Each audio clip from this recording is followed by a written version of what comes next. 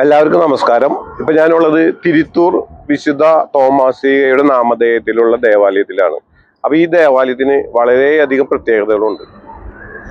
അപ്പൊ ഈ ദേവാലയത്തിന്റെ പ്രത്യേകത എന്ന് വെച്ചാൽ നമ്മൾ ചരിത്രപരവും മതപരവുമായ കുറേ വിശേഷങ്ങളുണ്ട്. അപ്പൊ ഇവിടുത്തെ കിണറിന് ഒരു പ്രത്യേകതയുണ്ട്. ഇവിടെ ഈ പള്ളിയോട് ചേർന്ന് ഒരു കടവുണ്ട്. ആ കടവിനും ഇതിന്റെ ഒരു പ്രത്യേകതയുണ്ട്. തോമാശ്ലീഹ ആ കടവിന്റെ വിശേഷങ്ങളൊക്കെ ഞാൻ കാണിച്ചു തരാം. അതുപോലെ തന്നെ നമ്മുടെ ഈ പള്ളിയിലെ കൂടുതൽ ചരിത്രങ്ങൾ നമ്മുടെ അടുത്ത് പറയാൻ വേണ്ടിയിട്ട് നമ്മുടെ ഈ പള്ളിയുടെ വികാരിയച്ഛൻ ജോഷി അച്ഛൻ നമ്മുടെ കൂടെ ഉണ്ട്. അപ്പോൾ ജോഷി അച്ഛൻ നമ്മുടെ ഈ തുരുത്തിപ്പുറം പള്ളിയുടെ ഹിസ്റ്ററി, അത് ഈ പള്ളി പണിയാണ്ടായ കാരണം, എങ്ങനെ പള്ളി വന്നു, ഏത് വർഷത്തിൽ സ്ഥാപിതമായി, അങ്ങനെ കുറേ വിശേഷങ്ങൾ നമുക്ക് അച്ഛൻ നമ്മുടെ ഷെയർ ചെയ്യും. അപ്പം ഇത് ഏകദേശം 120ഓളം വർഷങ്ങൾ പഴക്കമുള്ള ഒരു പള്ളിയാണ്. ഇപ്പോഴുള്ള പള്ളി പുതുക്കി പണിതാണ്. 2011 ഇപ്പോഴുള്ള ഈ പള്ളി പുതുക്കി പണിതേക്കുന്നത്. അപ്പൊ ഇത് ഇവിടെ സാധാരണ ഡിസംബർ 21, അതായത് തോമാശ്ലീഹ മരിച്ച ഒരു ദിവസമാണ് ഇവിടെ തിരുനാളായിട്ട് ആഘോഷിക്കുന്നത്. 16-ാം തീയതി കൊടികയറ്റവും 21-ാം തീയതി തിരുനാളും.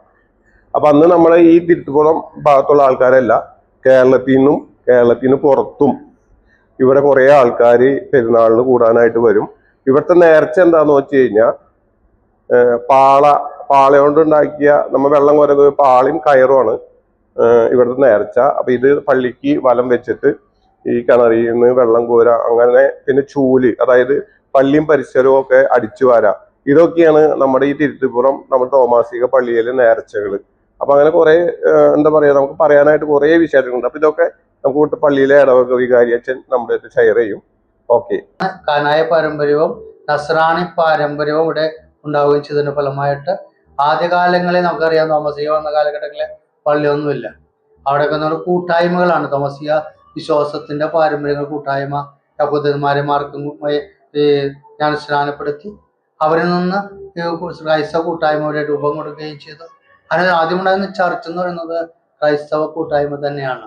തോമസിയ അവിടെ നിന്ന് കൂട്ടായ്മ വളർന്നു വളർന്ന് ഇവിടെ പിന്നീട് ക്രമേണ ചെറിയ പനയോല കൊണ്ട് ഓടുക. നമുക്കറിയാം, പനയോല കൊണ്ട് ദേവാലയമൊക്കെ പണിയുമ്പോൾ ക്രമേണ ഒരു വർഷത്തെ കാലപ്പഴക്കുണ്ടാവും. അങ്ങനെ പണിത് അവിടെ ദേവാലയ പ്രാർത്ഥന ശുശ്രൂഷകളൊക്കെ നടക്കുകയും ചെയ്തു. 1911 പഴയ ദേവാലയം. ഇതിക്ക് മുന്നേ ഇപ്പൊ നമ്മൾ കാണുന്നത് പുതിയ 2011 പണിത രണ്ടാമത്തെ ദേവാലയമാണ്.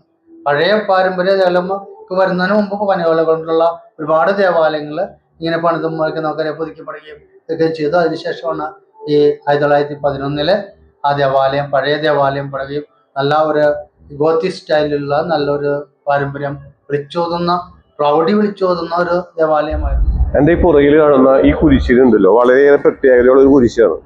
അപ്പൊ ഈ കുരിശ് നിർമ്മിച്ചേക്കണ വുഡ് ഉണ്ടല്ലോ, ഈ വുഡിന്റെ ഒരു ഹിസ്റ്ററിയാണ് ഞാൻ പറയാൻ പോണേ. ഈ പള്ളിയുടെ കൊടിമരം നമ്മൾ സാധാരണ പള്ളികളിലൊക്കെ സ്റ്റീല് അല്ലെങ്കിൽ ഏതെങ്കിലും മെറ്റലായിരിക്കും കൊടിമരമായിട്ട് എല്ലാ പള്ളികളുടെ മുമ്പിലും കണ്ടേക്കുന്നത്.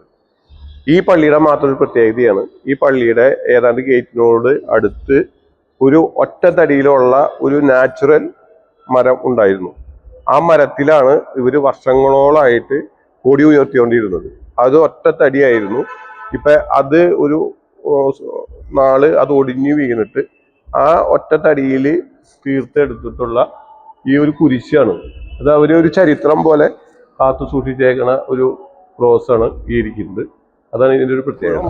പള്ളിയുടെ ഐതിഹ്യം അനുസരിച്ചിട്ട് ഈ കടവിലാണ് നമ്മുടെ തോമാശ്ലീഹ വന്ന് ഇറങ്ങിയതും, അതായത് അപ്പുറത്തുനിന്ന് കടവ് കടന്ന് ഈ കടവിലെത്തി ഈ കടവിൽ നിന്ന് വിശ്രമിച്ച ആ സ്ഥലമാണ് ഇപ്പോഴത്തെ പള്ളി ഇരിക്കുന്ന സ്ഥലം എന്ന് പറയുന്നു.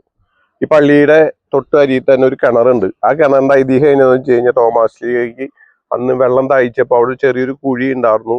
ആ കുഴിയിലെ വെള്ളം കോരി കുടിച്ചു എന്നും അവിടെയാണ് ആ കിണർ രൂപപ്പെട്ടു എന്നും ആ കിണറിലെ വെള്ളം ഉപയോഗിച്ച് ഇവിടെ തിരുനാളിന്റെ സമയങ്ങളിലും പല സമയങ്ങളിലും അന്യ സംസ്ഥാനങ്ങളിൽ നിന്നും ഇന്ത്യയിൽ മൊത്തം പല സ്ഥലങ്ങളിൽ നിന്ന് ആൾക്കാർ വരികയും അത് നേർച്ച പോലെ അതിൽ നിന്ന് വെള്ളം കോരി കുടിക്കുകയും മുടിയില്ലാത്തവർ തലയിൽ തേക്കുകയും അങ്ങനെ ഒരു ഐതിഹ്യം കൂടി ഉണ്ട്.